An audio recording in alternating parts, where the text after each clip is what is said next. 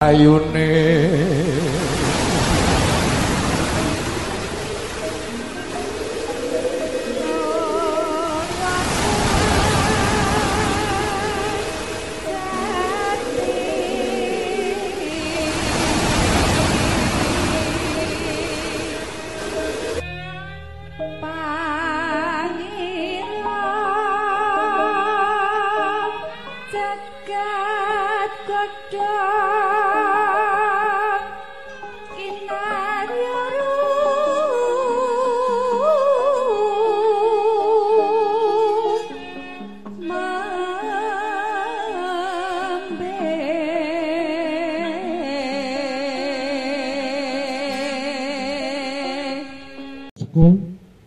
kemudian hari akadnya kita seperti ini untuk spiritualitas kita supaya nggak terbatas. Jadi tetap membangun kejiwaan dan pemikiran kepada generasi agar tidak terjebak pada pemikiran-pemikiran sempit. Ya, jadi kita harus bisa mentransfer apa yang terjadi hari ini kepada generasi, karena banyak pertanyaan kemarin yang datang dari sahabat, kemudian dari anak-anak sahabat kita tentang kejadian kemarin. Banyak sekali yang masuk ke WA saya itu tentang bagaimana MUI mau menginterogasi, ya kan, mengumpulkan 300 kiai gitu ya. Kemudian pertanyaan-pertanyaan yang timbul selain daripada itu tentang berbagai macam isu dan fitnah, sampai fitnah yang sangat keji gitu ya, bahwa pondok pesantren itu diisukan katanya boleh zina gitu. Itu sangat keji menurut kita itu ya. Jadi,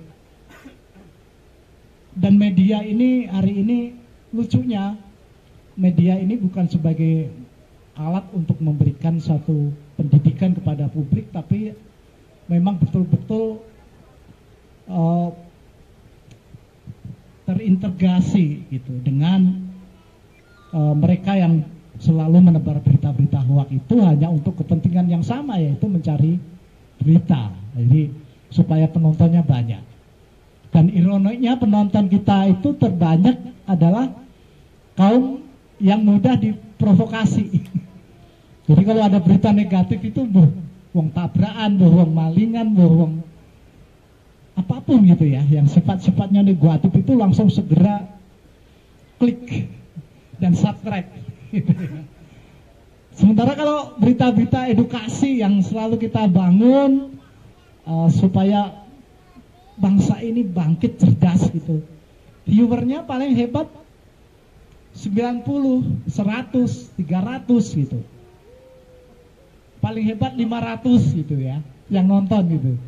Tapi kalau berita-berita sesat gitu ya, itu jutaan Pak yang nonton. Makanya besok Pak Hidayat harus bikin konten yang lebih serem lagi, Al-Zaitun sesat gitu, tapi dalam kurung semakin pesat. Jadi supaya kontennya banyak yang nonton. Jadi kenapa? Ya itu salah satu lembaga yang kita support, karena saya pikir program yang dikembangkan sangat luar biasa, yakni membangun toleransi dan perdamaian. Ini sangat cocok dengan hakikat Islam sesungguhnya, di mana Islam itu harus toleran dan damai, ya, lakum dinukum waliyadin, tidak ada saling memfitnah, saling menghantam, ingin membubarkan segala macam gitu ya. Ya contohnya seperti MUI dengan Al-Zaitun itu, kalau secara lembaga lebih tinggi kelembagaan Al-Zaitun, karena Al-Zaitun itu kan lembaga pendidikan yang oleh negara seharusnya sangat dijunjung tinggi gitu ya. Kalau Majelis Ulama itu kan hanya ormas gitu ya. Masa ormas mau membubarkan lembaga pendidikan, cari dukungan sana sini gitu ya, cari dukungan ke pemerintahan gitu ya. Yang lucu itu, membangun tidak tapi ingin membubarkan. Kalau ingin membubarkan, yang membangun kan harusnya seperti itu. Jadi isu dihembuskan terus dan kesadaran tentang spiritualitas tanpa batas itu memang harus terus ditanamkan. Bagaimana peradaban ini terus dibangun, tentu tidak menerjang norma-norma dan etika yang baik gitu ya dalam mensikapi ya. Jadi ke depan kita sudah masuk kepada ranah di mana Islam ini harus maju ya. Jadi kemajuan Islam itu bukan saja mengikuti kebiasaan yang sudah ada, tetapi memang harus terus dikaji secara mendalam pemikiran-pemikiran yang ada di dalamnya ya, sehingga tidak menjadi salah tafsir ya, karena yang diikuti ini hari ini bukan Al-Qur'annya tapi tafsir-tafsir itu. Jadi antara tafsir yang satu dengan tafsir yang lain pun tidak pernah sama. Oleh karena butuh pendalaman ilmu ya untuk memahami secara lugos, secara bahasa ya tentang semua makna yang ada itu secara mendalam. Jadi tidak boleh kita hanya mengikuti kajian-kajian atau tafsir-tafsir yang sedemikian banyak itu tanpa kita memahami dasar-dasar keilmuan yang ada. Nah ini makanya kita terus mengkader juga secara keilmuan ya tentang ilmu bahasa Arab, bahasa Inggris, bahasa-bahasa yang lain yang terus kita kembangkan untuk bisa mencerna pemahaman bahasa secara keilmuan dan makna. Bapak Ibu yang dirahmati, ya, kita SPFlash ini sudah juga mengembangkan bagaimana sebagai sarana untuk mendidik anak-anak kita tentang beberapa konsep yang kita tanamkan dan kita senantiasa ulang-ulang ya. Bagaimana keimanan itu dikuatkan dengan adanya satu pemahaman juga. Jadi kita paham bahwa spiritualitas kita itu adalah spiritualitas yang dikembangkan dengan satu pemahaman universal, karena Islam sendiri adalah ajaran universal. Artinya kita harus kritis terhadap semua pemahaman yang hari ini kita pahami. Jadi itulah yang mungkin disebut dengan merdeka roh, kemudian nanti masuk kepada merdeka fikir. Sehingga kita terbiasa, anak-anak terbiasa dengan satu perubahan-perubahan. Ya. Jadi tidak taklid buta, tetapi memang keilmuan itu sesuatu yang terus berkembang, pemahaman juga bisa dikoreksi, gitu ya. Bisa ditambah atau bahkan bisa dikurangi. Apapun itu, gitu ya. Karena sifat ilmu itu menembus ke segala arah. Karena yang dikembangkan dalam peradaban manusia termasuk pemahaman tentang negara juga sesungguhnya sesuatu yang tidak bersifat harga mati gitu ya. Tetapi kita sering sampaikan bahwa sesuatu itu selalu berkembang, tidak harga mati. Kalau harga mati akhirnya orang jalan di tempat atau statis atau tidak berkembang, dan peradaban itu akhirnya tidak membawa kepada satu kemajuan di dalam bernegara.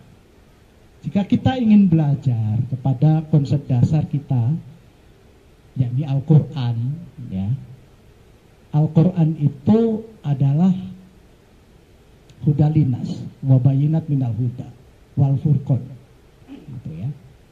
Jadi petunjuk, pembeda, ya, penjelas, pembeda, itu sesuatu yang sudah baku. Hudalinas artinya memang bukan untuk sekelompok umat atau umat Islam aja atau Muslim saja. Justru Al-Quran ini untuk membentuk manusia menjadi Muslim gitu. Karena lantaran pemahaman Islam atau orang Islam itu sekarang identik dengan agama. Jadi dalam pemaknaan ritualitas tadi itu masih ritualitas yang terbatas karena Islam adalah agama. Gitu. Jadi inna dina indallah Islam itu dimaknai hari ini agama, padahal Islam itu adalah adin. Adin itu adalah keseluruhan konsep sistem yang mengakomodir seluruh permasalahan kehidupan manusia di muka bumi ini. Dan itu Allah yang membuatnya, gitu ya. Makanya karena keseluruhan konsep sistem, kita harus paham unsur-unsur daripada sistem kehidupan itu sendiri, gitu. Jadi akhirnya membuat dasar-dasar dalam kebijakan membangun suatu kehidupan bersama itu tidak keliru, itu. Tidak ada yang tercecer. Kenapa sekarang ini permasalahan bernegara juga runyam terus, tidak ada ujung pangkalnya, tidak pernah selesai, gitu ya. Di lembaga-lembaga yang hari ini diciptakan oleh pokok-pokok dasar pemikiran bernegara itu juga sesungguhnya belum sempurna menurut adin tadi, keseluruhan konsep sistem itu, sehingga menjadikan efek yang berdampak kepada satu kerusakan, ya. Berdampak kepada suatu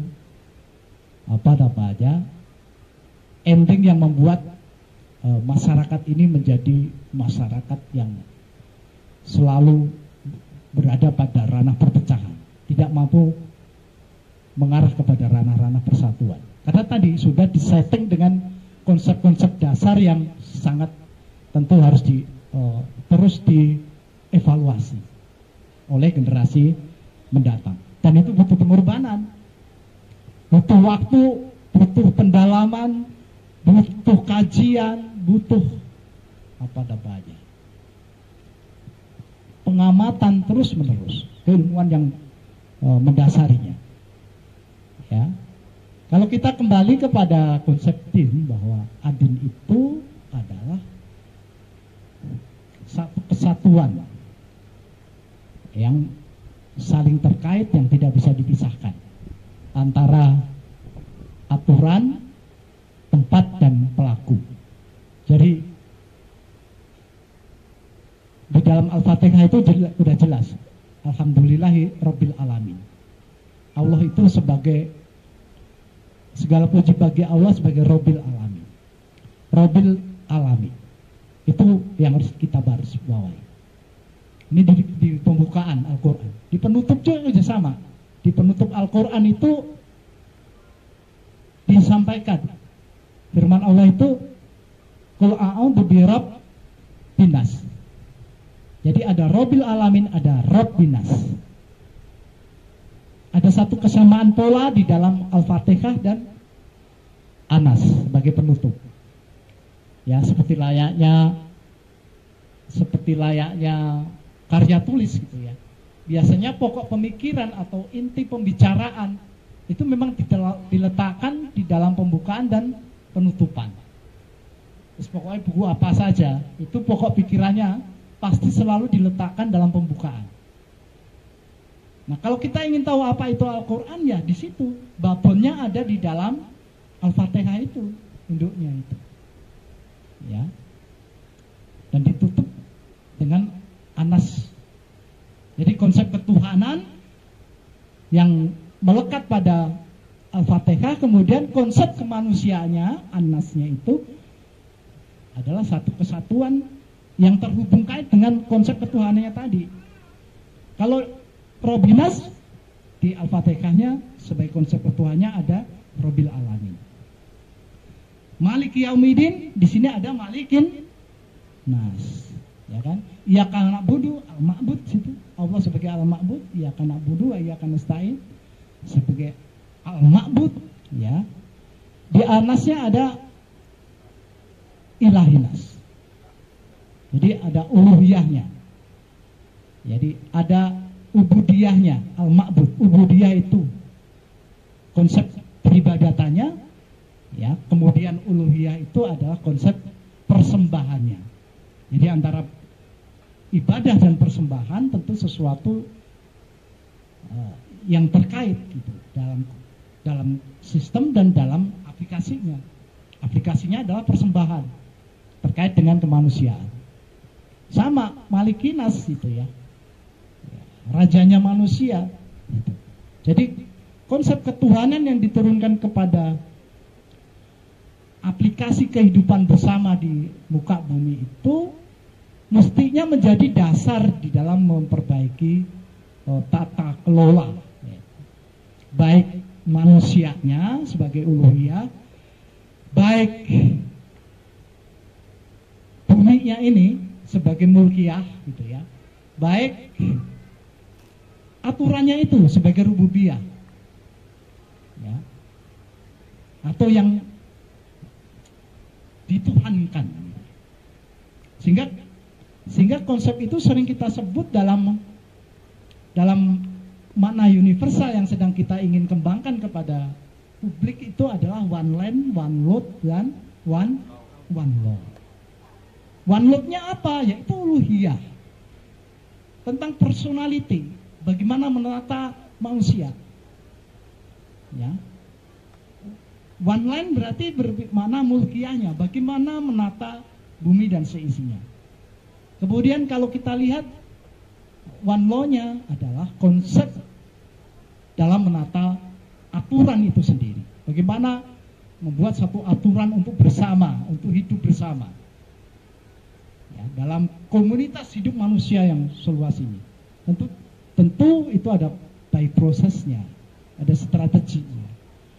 Rasul juga dari Mekah, kemudian Madinah, kemudian Futuh Mekah, kemudian ya Futuh fil Ar, kemudian Khalifatu fil Ar. Jadi ada tahapan-tahapan yang memang harus terus dilalui. Nah kita ini punya generasi ke depan mau seperti apa? Ya ini ditata mulai seperti itu. Ditata mulai diajak berpikir universal, global setting. Hidup itu tidak nyuplek sak jengkal. Kemarin di sana makam raja-raja itu kita udah ingatkan ya tentang kemunduran peradaban dari satu generasi ke generasi yang lain. Ketika Sultan Agung sudah punya visi memayu-hayuning bawono gitu ya. Anaknya baru 2-3 turunan rebutan kekuasaan. Mataram yang baru seluruh Jawa akhirnya diperontok-perontok menjadi 4 kekuasaan. Karena ini kemunduran berpikir gitu. Yayan Zaitun yang lagi baru mau hidup sudah mau direbut-rebutkan. MUI sing ora tau ngopo-ngopo kepengen duwe, pengen menguasai gitu. Mereka itu seperti itu kenapa punya ambisi untuk membubarkan Zaitun supaya aset-aset yang ada itu diambil alih, nggak ada lain. Proyek mereka itu bangun tidak. Padahal nanti kalau diserahkan ke mereka, urung mesti kuat ngurusi. Hah? Nih tak kasihkan, urusin. Wah, alhamdulillah enak kita nggak mikirin. Padahal bayar pajaknya 1 miliar, gue akan bayar pajaknya pusing. Pamannya Zaitun itu dikasihkan orang Indramayu kemarin yang demo. Terus jadi apa itu Zaitun? Didol gitu. 4 pelacuran lagi, paling hotel-hotelnya buat jadi CU lagi kan. Lawang itu sepanjang jalan yang ke gate utara itu 2 adalah tempat pelacuran. Iya kan? Saya kalau lewat itu, Pak Haji mampir dulu.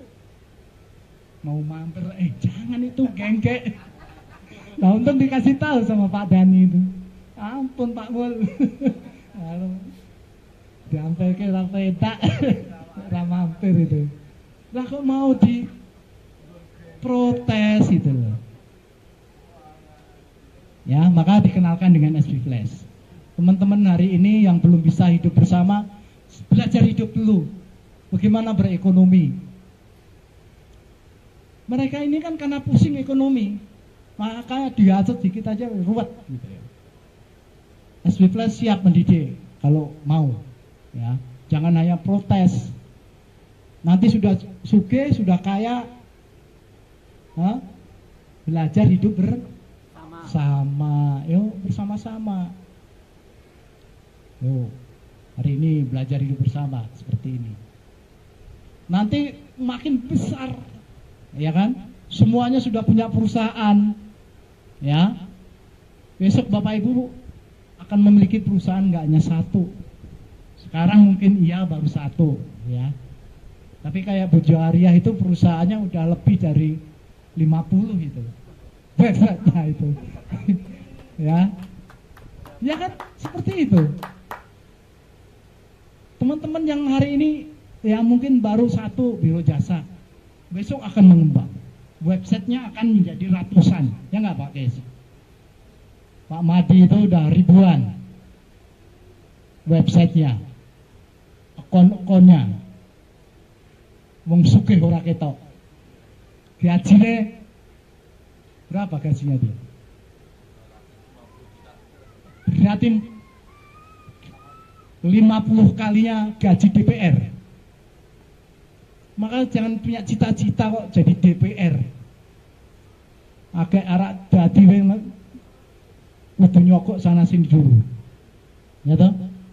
Cita-cita itu entrepreneurship. Seperti tadi. Beli tanah 1 miliar, kecil. Besok semua tanah air dikuasai karena janji Allah, innal ardo warisuha min ibadiha solihid. Bumi ini memang kudu diwariske karo wong sing beramal soleh. Beramal soleh itu gimana? Siap hidup bersama, kemudian siap bekerja sama berskala luas, skala besar. Jamaah 50.000. Pak Samyo ora trimo. Jamaah sing akeh. Ya iya perusahaannya 100.000 itu. Kita makan sepiring sedino kadang wis males aku itu. Sepiringnya kadang ora di uya-uya makan mau makan gitu. Jadi artinya kita ini hidup ini butuhnya seberapa gitu. Selebihnya ini kita betul-betul harus punya mindset yang kaya. Gitu ya. Kita membuat perusahaan banyak-banyak itu apa? Supaya bisa mengelola bumi tadi.